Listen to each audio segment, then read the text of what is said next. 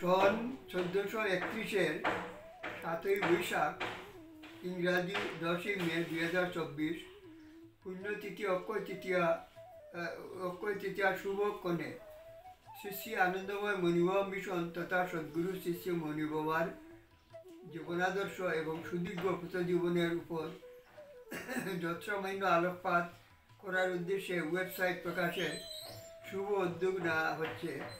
অন্যান্য পরিচিত বড় বড় মহাপুরুষদের ন্যায় মহৎ মিশন আশ্রম না থাকায় এবং আমাদের ন্যায় অপদার্থ আশ্রিতদের মধ্যে ঐক্য, যোগাযোগ ও সদিচ্ছার অভাবে আমাদের সদ্গুরু দেশে বিদেশে সমাজ মানুষের কাছে আজও অজ্ঞাত থেকে গেলেন। ইহা আমাদের দুর্ভাগ্য। তাহার জীবিতকালে তাহার জীবনের কিছু কিছু প্রকাশের চেষ্টা আমি করেছিলাম, তিনি বাধা দিলেন, প্রতিষ্ঠা সুপরিবেশটা বলে। শেষ পর্যন্ত আমাদের আন্তরিক আবেদনে বললেন, তোরা একটা মিশন করে নিতে পারিস আমার দেহ ত্যাগের পরে। নামকরণ করলাম শ্রী শ্রী আনন্দময় মণিবাবা মিশন। তার অনুমতি নিয়ে উপস্থিত কলকাতাবাসী অনেক ভক্ত যথা হরিদাস সাধু, বিশ্বনাথ সেন, তারকচন্দ্র চন্দ্র, অঞ্জলি সাহা ও তার মা এবং আমাদের গ্রামবাসী ভক্তদের উপস্থিতিতে সেপ্টেম্বর 1977 সালে ঠাকুরের আশ্রমে এক মনোজ্ঞ সংকীর্তন যজ্ঞানুষ্ঠানের পরদিন সকালবেলা যখন ওঙ্কার সাধন শিক্ষা দিচ্ছিলেন, তারপরে ঠাকুর দেহরক্ষা করলেন 8ই মার্চ 1989 ইংরেজি তারিখে। তার বাক্য কিন্তু অনেকেই ভুলে গেলেন। আমি সরকারি চাকরি থেকে অবসর নিলাম 1995 সালের 1 মার্চ। তারপর আমার পরিবারকে বসবাসযোগ্য আবাস তৈরি করে দিলাম শিলচর শহরে গুরুদেবের ইচ্ছানুসারে, যাতে ছেলে মেয়েদের পড়াশোনা ও নানাবিধ সুযোগ সুবিধা লাভ হয়। তারপর আমিও আমার পৈতৃক বাড়ির একটা অংশে একখানা সাধারণ ঘর তৈরি করে আমার গুরুদেবের আসন পাদুকা স্থাপন করে পরমার্থ সাধন ভোজন শুরু করে দিয়ে ভক্তদের সঙ্গে যোগাযোগ করি। বারবার কলকাতা, হাওড়া, হুগলি প্রভৃতি বিভিন্ন জায়গায় গুরুভাই বোনদের বাড়ি বাড়ি গিয়ে দেখা করে অনুরোধ করি যাতে সকলে সম্মতি জানিয়ে এবং সহযোগিতা করে গুরুদেবের অনুমতিপ্রাপ্ত শ্রী শ্রী আনন্দময় মণিবাবা মিশনের প্রতিষ্ঠা করতে পারি। কিন্তু বিফল মনোনীত হয়ে ফিরে এসে গ্রামবাসী ভক্তবৃন্দদের নিয়েই 1 ডিসেম্বর 1997 সালে মিশনের প্রতিষ্ঠা করলাম বিশেষ এক উৎসবের মাধ্যমে। তারপরেও কলকাতা, হাওড়াবাসী ভক্তদের বাড়ি বাড়ি গিয়ে গুরুদেবের জীবনী গ্রন্থ প্রেমের ঠাকুর মণিবাবা দিয়ে আসি এবং মিশনের ব্যাপারে আলোচনা করি। সকলেরই এক কথা, গুরুদেব আগে কিছু করতে দেননি। তার জীবিতকালে যখন বড় বড় ধনী শিষ্যরা আশ্রম করতে চেয়েছিলেন, এমনকি শুভবাজার রাজ পরিবারের বিমল মিত্রির 300 বিঘা জমি দিতে চেয়েছিলেন, কিন্তু গুরুদেব জমি অধিগ্রহণ করতে রাজি হলেন না। এখন ওসব ভক্ত কেউ জীবিত নেই, আমরাও বুড়ো হয়ে গেছি, কে করবে মিশনের কাজ? নিরাশ হয়ে বারবার ফিরে আসি। অবশেষে পরম গুরুভক্ত অতি বৃদ্ধ হাওড়া নিবাসী স্বর্গীয় মৃত্যুঞ্জয় মান্না ও তার সুযোগ্য পুত্র নবকুমার মান্না সহযোগিতার হাত বাড়ালেন। তাদের চেষ্টায় হাওড়া জেলার মনসুগা গ্রামের এক সময়ে গুরুদেবের তৈরি আশ্রম আনন্দময় ব্রহ্মবিদ্যাশ্রমকে আনন্দময় মণিবাবা মিশনের আওতায় আনা হয়। ভক্তদের নিয়ে ট্রাস্টি হাওড়া কোর্ট থেকে রেজিস্ট্রি করে নেওয়া হয় এবং গুরু ফান্ড বা মিশন ফান্ডও তৈরি করা হয়েছে। আমার দীর্ঘকালের প্রয়াস শেষ পর্যন্ত কিছুটা সফলতা লাভ করল। আমার আলোর দিশারি প্রভৃতি গুরুত্ব পড়লে জানতে পারবে মিশনের উদ্দেশ্য সম্বন্ধে যাহা যা লিখে রেখেছি। ভক্তরা পালন করে যেতে পারলেই হয়। আমি চেষ্টা চালিয়ে যাচ্ছি দীর্ঘকাল যাবৎ। ভক্তরা যদি এগিয়ে না আসে মিশনের দিনে কাজ করবে কে? আমিও কর্মক্ষমতা রহিত অতি বৃদ্ধ মৃত্যুঞ্জয় দাদা 100 বৎসর বয়ক্রমে গুরুধামে চলে গেলেন, আরও অনেকে চলে গেছেন।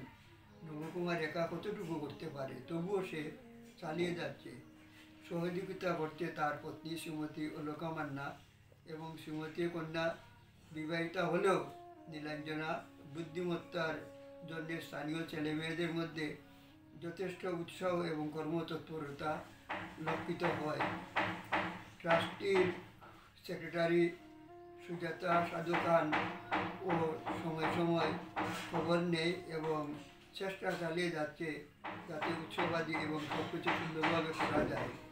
করিমগঞ্জের ব্রাহ্মণসরণী গ্রামে আমাদের বাড়ির একটা অংশে ভাই কুশিরঞ্জনের জমিতে রাস্তার পাশেই তার একান্ত আগ্রহ থাকায় গুরু মন্দির করে নিলাম ভক্তদের সাহায্য নিয়ে। মন্দির ও বিগ্রহ প্রতিষ্ঠা যেমন শ্বেতপাথরের মণিবাবার মূর্তি, গুরুমার ফটো, পিতলের রাধামাতা, শ্বেতপাথরের হনুমানজির মূর্তি ও সচ্চিদানন্দনাথ শিবলিঙ্গ প্রতিষ্ঠা হলো 9 এপ্রিল 2009 সালে এক মনোজ্ঞ উৎসবের মাধ্যমে। শত শত মানুষ উৎসবে যোগদান করে যজ্ঞ, কীর্তন, প্রসাদ বিতরণ সবই হলো বিপুল উৎসাহে। মাঝে মাঝে বিশেষ তিথি বা পর্ব উপলক্ষে উৎসব হয়, ফলে মিশনের বিষয়েও মানুষের একটু আগ্রহ দেখা যায় এবং অনেক নরনারী মিশনে যোগদান করেছে, মন্ত্র দীক্ষাও দিয়েছে। মনসুখাতেও দীর্ঘকাল পূর্বে গুরুদেব বলেছিলেন তোরা বেলতলায় একটা শিব মন্দির করে নেবে, কিন্তু কেউ পাত্তা দেননি। অবশেষে আমি পেছনে লেগে থেকে নবকুমারকে কাণ্ডারি করে বিদেশি ভক্তদের থেকে যথেষ্ট পরিমাণে অর্থ সাহায্য নিয়ে এবং ভারতীয় ভক্তরাও ক্ষমতা অনুযায়ী অর্থদান করে নেবার ফলস্বরূপ সুন্দর মন্দির এবং বিগ্রহ প্রতিষ্ঠা হয়ে গেল 9 মে 2019 সালে। আমি এবং লন্ডন থেকে আগত ভবেশ যোশী ও তার স্ত্রী উপস্থিত থাকায় আমরাও উৎসব আনন্দ উপভোগ করলাম। এই দুই মন্দির কিন্তু মনিবা শিষ্য প্রশিষ্যদের কাছে মিশনের প্রতীক রূপে মৌনভাবেই কাজ চালিয়ে যাচ্ছে এবং যাবে। উভয় মন্দিরে উৎসবাদী ও পালিত হয়। আমি চাই রানীবাড়ির ব্রাহ্মণসাধন যাহা 3 সিদ্ধ সিদ্ধার লীলাভূমি হিসাবে মহাতীর্থতুল্য এবং ভবিষ্যতে জনসমাজে সমাদৃত হবে, তখন হয়তো দূর দূর থেকে ভক্তরা ছুটে আসবে সেই ভূমির পবিত্র রজ গায়ে মাথায় মাখবার জন্যে। সত্যধর্মের জয় সব যুগেই হয়েছে, কলিতে হয়েছে এবং হবে, কোনো ভুল নেই। আমাদের সনাতন ধর্ম সত্য, ন্যায় ও মানবতায় পরিপুষ্ট। শ্রী মণিবাবা বলতেন আমার কোনো পৃথক সম্প্রদায় নেই, আমি সকলের এবং সকল আমার। সকল সম্প্রদায় মিলে সত্যধর্ম পালন করে যাওয়াই তো মানবতার মূলমন্ত্র। মানুষ মাত্রেই জাতি ধর্ম নির্বিশেষে সভ্য সমাজবদ্ধ, কাজেই হিংসা বিদ্বেষ, বিরুদ্ধ সমালোচনা, ধর্মগত, ভাষাগত, ধর্মগত, সাম্প্রদায়িক বৈষম্য ইত্যাদি ভুলে আমরা শুধু বিধাতার সৃষ্ট শ্রেষ্ঠ জীব মানুষ, যার লক্ষ্য হবে মানবতাবোধ জাগিয়ে তোলা, মানুষে মানুষের হৃদ্যতা, পরস্পর সাহায্য, সহানুভূতিপূর্ণ সহাবস্থান, এমন কিছু না করা যাতে সমাজ তথা দেশের ক্ষতি হয়, অসম্মান হয়। দেশের নীতি মেনে চলার ক্ষেত্রে বিবেক বুদ্ধির সহায়তায় এবং সৎ জীবনযাপনের লক্ষ্যে দৃঢ় প্রতিজ্ঞ হয়ে চলা, তবেই তো মিশন আশ্রম গড়ে তোলা সার্থক হবে। আলোর দিশারি নামে ছোট্ট বইখানা পড়লে জানতে পারবে মিশনের উদ্দেশ্য। অন্যান্য গ্রন্থাদিতেও অনেক কথা লেখা হয়েছে এবং মণিবাবার অনুরাগীদের অনুরোধ করি তারা যেন ভুল পথে চলে অমূল্য মানব জীবন নষ্ট না করে। কোটি কোটি মানুষের মধ্যে তোমার আমার মতো 2-4 জনকে যদি নাও জানে, তাতে কিছু যায় আসে না। তোমার দুঃখের কারণ নেই, তুমি ঠিক পথে গুরু পথাবলম্বী হয়ে চলো, তোমার দিন সুখেই কেটে যাবে, যেহেতু ভগবান ও গুরুতে তোমার ভক্তি বিশ্বাস আছে। ভক্তি প্রেম আছে এবং যথাযথ গার্হস্থ্য তথা ধর্মজীবন যাপন করে যাচ্ছ চরিত্র ঠিক রেখে, সেটাই বড় কথা। কারো সমালোচনার প্রয়োজন নেই। তোমাদের মিশনের লোকসংখ্যা কম, কোনো নামডাক নেই, তাতে কি হয়েছে? তোমরা তোমাদের কর্ম করে যাও, গুরু ভগবানের উপর সব ছেড়ে দিয়ে, ফলাকাঙ্ক্ষা না করে, অহংকার অভিমান না করে। যখন উপযুক্ত সময় হবে দেখবে সব ঠিক হয়ে যাচ্ছে এবং এরূপ হওয়াটাই স্বাভাবিক, যদি উদ্দেশ্য মহৎ থাকে। একা কোনো সম্প্রদায়ই মনুষ্য সমাজের পরিবর্তন আনতে পারবে না। তাছাড়া বড় সমস্যা কলির প্রভাবে মানুষ আচ্ছন্ন কেবল নিজের সুযোগ সুবিধাই খুঁজে, যাতে জীবনে প্রাচুর্য আসে ও সুখে জীবনটা কাটিয়ে যেতে পারে। বেশিরভাগ লোকের পরকালের চিন্তা নেই, ভগবানও যেহেতু তাকে দেখা যায় না, কিন্তু আমরা কী কী করি বা কীভাবে ভগবানকে পাঠিয়ে দিয়ে চলছি তিনি কিন্তু ঠিক দেখতে পান এবং সময় উপস্থিত হলে বুঝিয়ে দেন নানাভাবে। যখন মানুষের আর গতি নেই ভগবানের শরণ নেওয়া ছাড়া। সবচেয়ে বড় রিপু হচ্ছে আমাদের অহংকার। বিনয়ী হয়ে নিজের মানের আশা না করে অন্যকে সম্মান করে ভগবানের শরণ নিয়ে চলতে চেষ্টা করো, তবেই জীবনে শান্তি লাভ হবে। আর পথ নিয়ে কিন্তু মনে রেখো, বিবেক বুদ্ধি যার আছে সে অধর্ম করবে না এবং অন্যকেও পথ দেখাবে, নিঃস্বার্থ সেবা করবে, ঘুষ নিয়ে জনসেবার মিথ্যা অভিনয় করবে না। আজ না বুঝলেও পাপ কর্মের ফল তোমাকেই বুক করে যেতে হবে। মিশনের একটা ওয়েবসাইট লন্ডনের রাকেশ পাটেল চালাচ্ছিল www.siam.com অনেক দিন এবং মিশনের ব্যাপারে অনেক প্রচারও করেছিল, কিন্তু সেটা নাকি হঠাৎ বন্ধ হয়ে গেছে কিছুদিন যাবৎ। আচ্ছা, যাই হোক, এখন আবার আমার এক নাতি শ্রীমান নন্দু ও তার বন্ধু রত্নদীপ নতুন ওয়েবসাইট www.siam.com চালু করতে যাচ্ছে নব উদ্দীপনা নিয়ে, যাতে দেশে বিদেশে ও মানুষ দেখতে পায় এবং শ্রী শ্রী আনন্দময় মণিবাবা মিশন তথা পরম প্রেমময় সদ্গুরু শ্রী শ্রী মণিবাবার জীবনাদর্শ সম্বন্ধে বিশেষভাবে জানতে পারে। মহাপুরুষ শ্রী শ্রী মণিবাবা বিশ্ববাসী মানবজাতি তথা স্থাবর জঙ্গম জীব জগতের পরম হিতৈষী ছিলেন এবং তার পুত্রজীবন চরিত পড়লে জানতে পারবে সকলে। তিনি তার জীবিতকালে ঘুর প্রতিষ্ঠার বিরোধী ছিলেন এবং ভক্ত শিষ্যদের প্রার্থনা সত্ত্বেও কোনো বিশেষ মহৎ আশ্রম মিশন করে যাননি। তার এক কথা, তোরা মানুষ হোক, আমি চাই কিছু চরিত্রে ভগবত বিশ্বাসী প্রকৃত মানুষ যারা কলির প্রভাবগ্রস্ত, বিষয় বিকারগ্রস্ত, অসদাচারী মানবজাতির কল্যাণে নিঃস্বার্থভাবে সেবামূলক কাজ করে পবিত্র সৎ জীবনযাপনের লক্ষ্যে বিবেক বুদ্ধি জাগিয়ে তুলতে পারে, যাতে সমাজে মানুষ সুখ শান্তিতে বাস করতে পারে।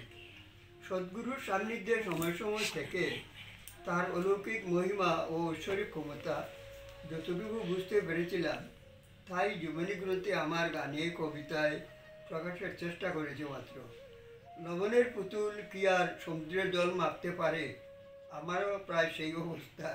সারা জীবন প্রায় পারিবারিক সংসার দায়িত্ব মাথায় নিয়ে সরকারি চাকরি করে কাটিয়েছি। তার উপর গুরু ছিলেন সম্পর্কে দাদু, তাই বিশেষ পাত্তা দিতাম না, বইও ছিল না। কিন্তু যখন কিছুটা অনুভব করতে পারলাম, তখন তিনি নাগালের বাইরে নিত্যলীলা ধামে পৌঁছে গেছেন। এখন চোখের জল ফেলি আর গান লিখি, গান গাই। বিরহের জ্বালা সহ্য করতে পারি না। ব্রজগোপীদের অবস্থা, বিশেষ করে রাধারানীর বিরহ ব্যথা অনুমান করে গানে গানে প্রভুকে প্রাণের আরতি জানাই। কবে দয়া হবে, কবে আমায় পার করবেন। পরলোকে যাওয়ার আগে তার স্মৃতিরক্ষার্থে, সমাজ মানুষের কল্যাণার্থে মিশনের ভিত একটু মজবুত করে যাওয়ার চেষ্টা করছি তার নাম নিয়ে। যদি কিছু মানুষ সৎ জীবনযাপনের মাধ্যমে ধর্মপথে চলার প্রয়াস করে ও অভীষ্ট সিদ্ধি লাভ করতে পারে। চাকরি জীবনে গান লিখতাম, গান গেয়ে শোনাতাম। ফৌজি ভাইদের জন্য একখানা হিন্দি ভজন লিখেছিলাম 1974 সালে। প্রত্যেক রবিবারে হরি মন্দিরে মন্দির প্যারেড হয়, বড় বড় আর্মি অফিসার ও জওয়ানরা উপস্থিত থাকতে হয় এবং এই নিয়ম আজও ফৌজি ডিপার্টমেন্টে চলে আসছে। আমার গানখানা একদিন সাহস করে গিয়ে ফেললাম। কমান্ডেন্ট সাহেব হুকুম দিলেন ভট্টাচার্যের গাওয়া গান প্রত্যেক মন্দির প্যারেডে যেন গাওয়া হয়। গানখানা তোমাদের শোনাচ্ছি। জাগো মেরে ভাইও, आओ करे राम नाम। एक बार पुकारे शत पाप हरे, जन्म सफल होता जो ही सदा पुकारे। हाथ से करो काम, मन में राम नाम, सच्चा है दुनिया में वही राम नाम। कहे महामती राम से भगवती, प्यार से मांगे तो जीवे मिल जाती। दोनों जन যৌবন বহু মায়া বন্ধন, নাম সে মিলে রাম চির শান্তি দান। আরেকখানা দেশাত্মবোধক লিখেছিলাম, হাম ভারতবাসী ভুল না জানা, বাতবর রামরাজ কবি না হোনা। বুদ্ধ রাম কৃষ্ণ যিশুর মোহাম্মদ, শ্রী চৈতন্য নানক आदि वीर विवेकानंद, हमें तो सब कुछ दिया तब क्यों दुखिया। सोच विचार को दिल से पूछो ना। मुंह से दिखाते प्यार कलिराज का संसार, बेईमानी वृत्ति और झूठ व्यवहार। कुशिक्षा कुनीति जहाँ शांति मिलेगा कहा, राम राज में रोना है तो सच्चा वंदना। এই জাতীয় অনেক অনেক বাংলা গানও লিখেছিলাম, কোনোদিন কেউ প্রকাশ করলে মানুষ জানতে পারবে। গুরুতত্ত্ব, গুরুভজন, রাধাকৃষ্ণ ভজন, হরিনাম কীর্তন, দেবতত্ত্ব বিষয়ক অনেক গান আছে। মধুর সঙ্গীত উপাসনা গ্রন্থে কিছু কিছু বিভিন্ন ধরনের গানের নমুনা দেওয়া আছে, পড়লে জানতে পারবে। ভাগ্যবান ইঞ্জিনিয়ার নন্দু এবং ডাক্তার রত্নদীপ এবং ডাক্তার নন্দিনী, এরা ডাক্তার এবং ইঞ্জিনিয়ার হয়েও তাদের কর্মজীবনের ফাঁকে ফাঁকে সময় বাহির করে নিজেদের সাধন ভোজন এবং সদ্গুরু মণিবাবা তথা মিশনের ব্যাপারে যতটুকু কাজ নিঃস্বার্থভাবে করতে ব্রতী হয়েছে, তা কিন্তু সমগ্র যুব সম্প্রদায়ের জন্যে একটা জ্বলন্ত শিক্ষাগত এবং প্রকৃত মনুষ্যত্ব লাভের জন্যে একটা উদাহরণস্বরূপ হয়ে দাঁড়াবে মানব সমাজের কাছে। আমি আমার মৌনী ভাগবত গ্রন্থে এবং সংক্ষেপে আমার কথা বাংলা ও ইংরাজিতে ছোট্ট দুখানা বইয়ে যুব সমাজের কাছে এবং মায়েদের কাছে আমার আবেদন জানিয়েছি, তারা যেন জাগে এবং ঘুমন্ত জনসমাজকে জাগাবার চেষ্টা করে। দেশের সুনাগরিক হিসাবে ভগবান রামকৃষ্ণ মহাপ্রভুর লীলাভূমি এ মহান ভারতের মাটিতে, যেখানে মুনি ঋষি যুগীরা মহাপুরুষরা যুগ যুগ ধরে তাহাদের অক্ষয় কীর্তি পরবর্তীকালের মানুষের জন্যে উদাহরণ স্বরূপ রেখে গেছেন, যা মেনে চলতে পারলে বর্তমান কলির প্রভাবে পাপাচার, ভ্রষ্টাচার এবং আত্মস্বার্থে বেবিচার জড়িত সমাজ জীবনে হাহাকারের পরিবর্তে আবার সদাচার বা শুদ্ধাচার স্থাপিত হবে। সৎ, সুস্থ, শান্তিপূর্ণ সমাজ জীবন মানবতাবোধে অবশ্যই প্রতিষ্ঠিত হবে যদি মানুষ হিংসা, বিদ্বেষ, পরনিন্দা, পরচর্চা, জাতি, ধর্ম, বর্ণ, ভাষাগত বিভিন্ন ধরনের বৈষম্য এবং বড়রিপু অহংকার ত্যাগ করে জেগে উঠে, তবে দেবতারা আবার স্বর্গ থেকে নেমে আসতে চাইবে ধরাধামে।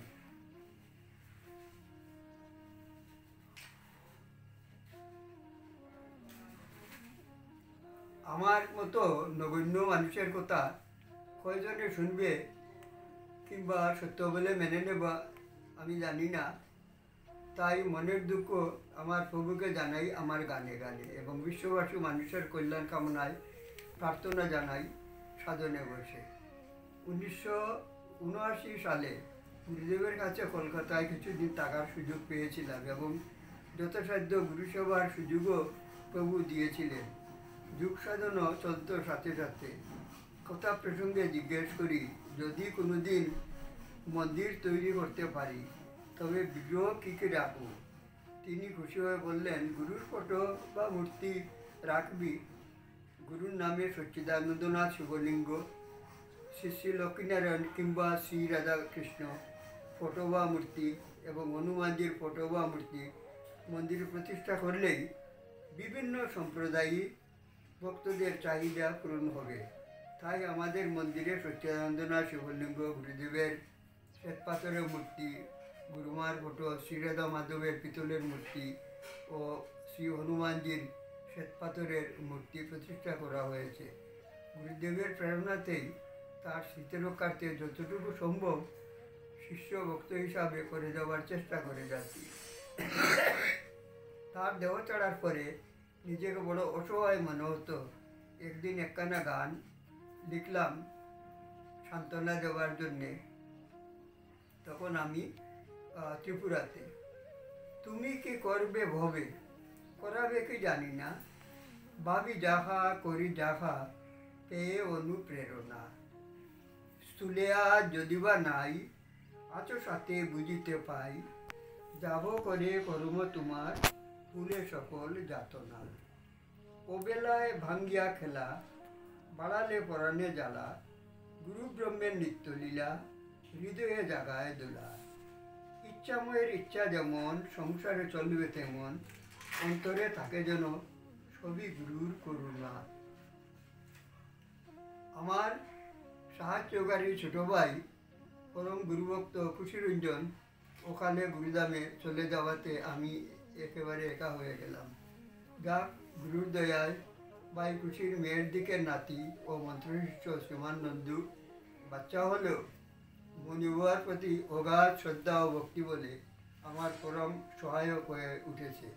সঙ্গে রয়েছে তার অন্তরঙ্গ বন্ধু আমার শিষ্য ডাক্তার রত্নদীপ।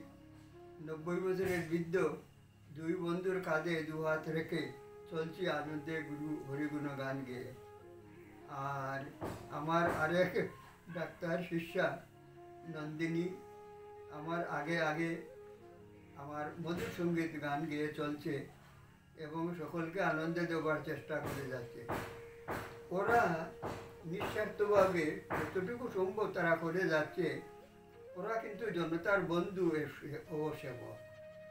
এই সম্পর্কে আমি কিছু কিছু গুরুতত্ত্ব নিয়ে কিছু গান লিখেছিলাম, যেমন চাও যদি মন ভব পার গুরু করো সার, গুরুর মতো এমন দয়াল ভবের হাটে নাই রে আর।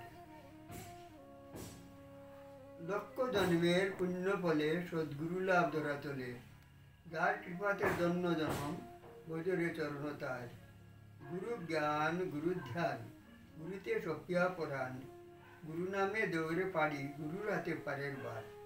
সদা চিন্ত গুরু নাম পূর্ণ হবে মনুষ্কাম, জুড়াবে রে ত্রিতাপ জ্বালা রবে না অজ্ঞানাদার। কিংবা গাউরে অমৃত নাম মণি বাবা মহানাম, শিব গুরু সচ্চিদানন্দ তারক ব্রহ্ম নাম। যুগধর্ম মানবতা সত্যধর্ম প্রতিষ্ঠাতা, কলির কলুষ নাশন চিদানন্দ ধাম। তুমি আগে হও সৎ সহজ পরমার্থ পথ, থাক না বিশ্বব্যাপী হাজার ধর্মপথ। জাগিলে বৈরাগ্য বিবেক জানিবে ধর্ম এক, গুরু ব্রহ্ম পদাশ্রয়ে পুরীয় মনুষ্কাম। কিংবা আমার গানের সুরে যদি তব মন ভরে, প্রেমের দেবতা গুরু এসো হৃদি মাজারে। শোনাবো তোমারে গান তোমারই কৃপার দান, রেখেছি অর্ঘ্য দিতে রচনা করে। যা তুমি দিয়েছ প্রভু পারিনি বুঝিতে কবু, এখনো তোমারে খুঁজি বাইরে তবু। তোমার মহিমা গাথা ঘুচাতে মনের বেতা, গেয়ে যায় নিরোদিনে প্রাণের সুরে। গুরুদেবের কাছে সবসময় প্রার্থনা জানাই তার মহিমা প্রচার কার্য তথা সমাজ মানুষের নিঃস্বার্থ সেবার জন্য কিছু শুদ্ধ মুক্ত আত্মাকে যেন জন্ম দিয়ে পাঠান। প্রার্থনা অবশ্য মঞ্জুর করেছেন। ফলে শ্রীমান ডিকু রাজ নন্দু থেকে শুরু করে অদ্যাবধি অনেক অনেক শুদ্ধ আত্মাকে তিনি পাঠিয়েছেন। আমার জানা মতো প্রায় 35-36 জনকে। তাদের মধ্যে কয়েকজনের নাম উল্লেখ করছি যারা অল্প বয়সেই মণি বাবার প্রতি অত্যন্ত শ্রদ্ধা ভক্তিশীল। যেমন আমার নাতনি কিশোয়া ময়না, কৃতিকা কুটু, লন্ডনবাসী সুজয় ও শ্বেতা কুট্টি, ঐশ্বরিয়া ও রোশনি গুজরাটি, রানীবাড়ি ব্রাহ্মণ শাসনে বিশেষ করে রিয়া রায়, পূর্ণিমা জুই, সেবন রাম লক্ষণ বলাই নিতাই নিমাই জীবন আরিয়ান ও অবি প্রভৃতি, যারা উপাসনা কীর্তনে দিতে সকলের আগে। সুতরাং ভবিষ্যতে মিশন মন্দির জাগবে সন্দেহ নেই। অনেক কথাই লিখলাম এবং সদ্গুরুর শ্রীপাদ বলতে কোটি কোটি দণ্ডবোধ প্রণাম জানিয়ে এবং মিশনে সেবা করবে যারা ব্রতী হয়েছে বা হবে তাদের সকলকে আমার প্রাণ ভরা আশীর্বাদ জানিয়ে বিদায় নিতে চাই একখানা গানের মাধ্যমে। মনের খবর দানো বলে নামটি তোমার অন্তর্যামী, দীনশরণ পতিত পাবন ত্রিজগতের স্বামী। জীবন কাটাই সুখে দুঃখে কত যে বেদনা বুকে, জানাই তোমায় প্রাণের ভাষায় শুনিতে কি পাও তুমি। গুরুমুখে এ আশ্বাস শত দুঃখে মনে উল্লাস, ব্রজগভীর ভাবসাগরে ডুবতে যেন পারি আমি। গুরু তোমার স্থূল পরিচয় সর্বজীবের পরমাশ্রয়, যদি আমায় করো দয়া হোক হৃদয় ব্রজভূমি। আচ্ছা, এই সম্পর্কে আরও একটু বলতে চাই যে আমার পূর্বপুরুষ ছিলেন শাক্ত, আর আমার বাবার থেকে গুরুদেব বানালেন বৈষ্ণব।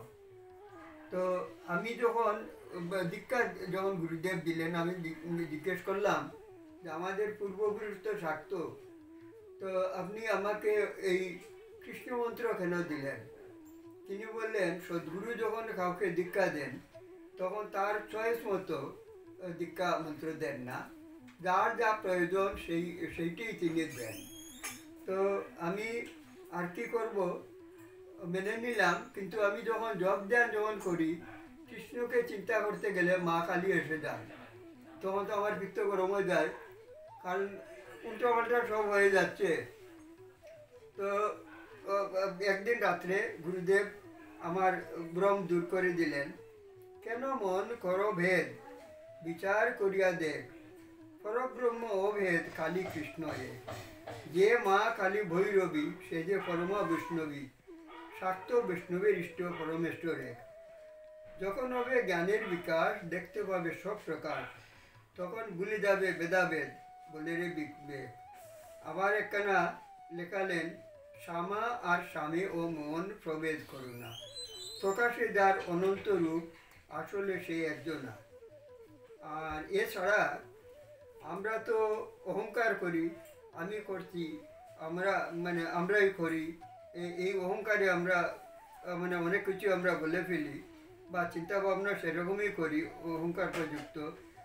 তা সেই ব্যাপারে একখানা গান লিখেছিলাম, আমার ইচ্ছাতে হবে কিছুই হবে না, এ সত্য তুই বুঝিয়ে দিলি দয়াময়ী মা। মন্দিরে তোমার মূরতি শুনি বাজে সন্ধ্যারতি, তবু দর্শনে যেতে মন কেন মা চায় না। আজ দেখি তোর বড় দয়া, ডেকে নিলে মহামায়া, তোর এই পাষাণ মূর্তি দেখে মাগো আমার মন ভরে না। যদি মরে বাসিস ভালো, হৃদয় করিয়া আলো, বিরাজ চিন্ময়ী রূপে, করুণা মা ছলো না। আমার ইচ্ছাতে হবে কিছুই হবে না। তো এইরকম তারপরে আরও বিয়ে করলাম যে যেমন গুরু আমার প্রাণের ঠাকুর চৈতন্য গোসাই, এবার আমায় করো দয়া দাও গো পদের ঠাই।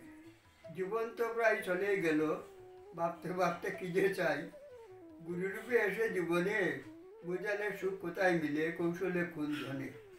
করিতে অমৃতের সন্ধান, বাধায় অষ্টাগত প্রাণ, সার বুঝেছি গুরু কৃপা তোমায় যেন না হারাই। তাই বলি, চাই যদি মন ভব পার, গুরু করু পার। তো এই অনেক কিছুই এখন বললাম, কেউ হয়তো ভাববে যে দান মানতে শিবের গীত কিছুটা গাইলাম, আর আমার একটু এমনিতেও একটু অতিরিক্ত বলার একটু খুব ভাষা আছে।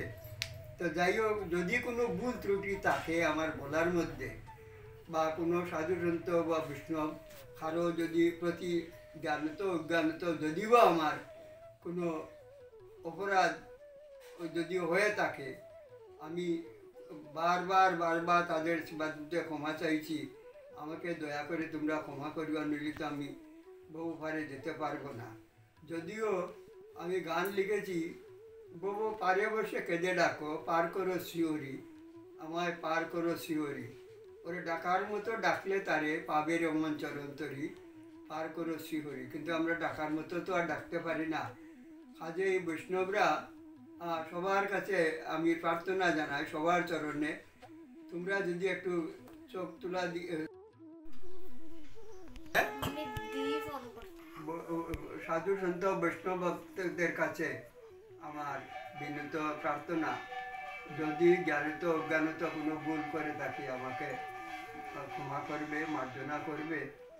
আর তোমাদের পথাবলম্বন অনুসরণ করে যাতে আমিও প্রভুর দরবারে পৌঁছতে পারি, আর সেই জন্যে আমি আর আমার সদ্গুরুর চরণে কোটি কোটি দণ্ডবত প্রণাম জানিয়ে আমি তোমাদের সবাইকে, আমার ভক্ত যারা আছে এবং মণিবাবার যারা ভক্ত আছে অনুরাগী, তাদেরকে আমার প্রাণভরা আশীর্বাদ এবং শুভেচ্ছা জানিয়ে আমার বক্তব্য আজ এখানেই শেষ করি। সেবকাদম গুরুদাস।